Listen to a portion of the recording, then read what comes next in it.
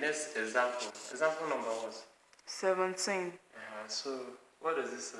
5 raised to power 2y minus 26, open bracket, 5 raised to power y, close bracket, plus 25 is equal to 0. Okay, so if you have the equation, it's a little bit different from what we were doing before.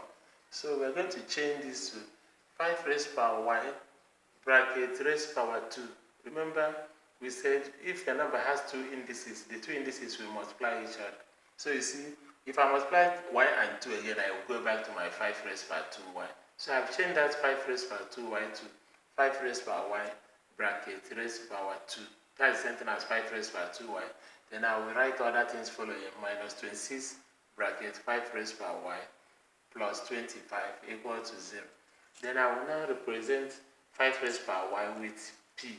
So let p equal to 5 raised to power y. So that first quantity, 5 raised to power y, bracket, raised to power 2, means p raised to power 2. So I will now have p raised to power 2 minus. Then that 26 bracket, 5 raised to power y will become 26p. Because we said let 5 raised to power y become p. Then plus 25 equal to 0. So my question now is 5p squared minus 26p plus 25 equal to 0. We look for the factors of 25 plus 25, which when added together will give us minus 26. The factors of plus 25, which when added together will give us minus 26, and it is minus 25 and minus 1. It is minus 25 and minus 1. So this becomes p squared minus 25p minus 1p, but we don't write 1p minus p, then plus 25 equal to 0. I repeat, p squared minus 25p minus p plus 25 equal to 0. How did I come to this? Two factors of that last quantity there, which is plus 25. Two things I multiply to get plus 25, and their sum is minus 26. It is minus 25 and minus 1, because minus 25 times minus 1 gives us plus 25. You see, it will give us plus 25. But minus 25 plus minus 1 gives minus 26. So we now factorize the first two. P is common in the first two. So we write P, the HCF of the first two is P. So we write P bracket, P divide P squared, you get P. Then P divide minus 25P, we get minus 25. So we have P bracket, P minus 25. Then the last two quantities there, minus 1 is, the highest common factor is minus 1. So I have minus 1 bracket, minus 1 divide minus P, I will have P.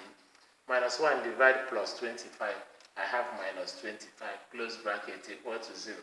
So I repeat, P, in the first two, the HCF is P, P open bracket, P divide P squared, you have P. P divide minus 25P, you have minus 25, close bracket. In the last two, minus 1 is the HCF. So I write minus 1, open bracket, minus 1 divide minus P, I'll have P. Minus 1 divide plus 25, I have minus 25, close bracket equal to 0. Then P minus 25 is common, so I will bring it out. So the factorization now becomes open bracket P minus 1, close bracket, P minus 25 equal to 0. Because P minus 25 is common, so I bring it out. It becomes P minus 1 bracket, P minus 25 equal to 0.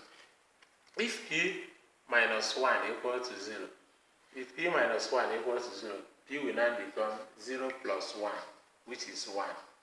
Then if P minus 25 is equal to 0, what it implies is that when I carry minus 25 to the other side, P becomes 0 plus 25, which is 25.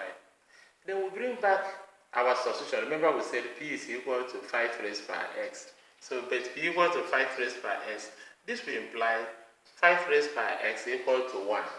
Because we got one of the P values is 1. So 5 raised by x equal to 1. And of course 1 in indices should be 5 raised by 0, so that they have the same base. So it becomes 5 raised by x equal to 5 raised by 0. 5 cancels 5, leaving us with x equal to 0. Then the other half of the solution says P equal to 25, meaning that 5 raised by x equal to 25. Therefore, 5 raised by x equal to 5 raised by 2. Because 25 is 5 raised to power 2. Again, 5 cancels 5, and I'm left with x equal to 2. So the answer to this question is x equal to 0 and x equal to 2.